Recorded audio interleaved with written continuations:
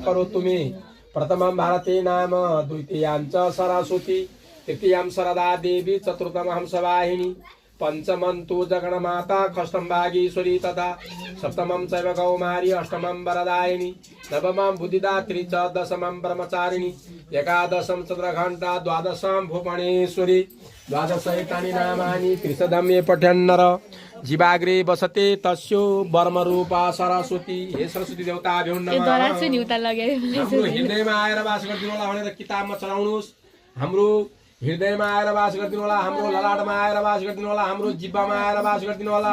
हाम्रा घरमा 32 लक्षिले वास गरोस्, विद्याको वरदान मिलोस्, हाम्रा भावी सन्तानहरू विद्वान बनुन्, सबै राम्रो होस् भनेर सम्झेर सबैले किताबमा अंकल आन्टी यस्तो नदेखिने अवस्था के। ओम सरस्वती देवताभ्यो नमः। सरस्वती नमः। गन्धाक्षी त देखा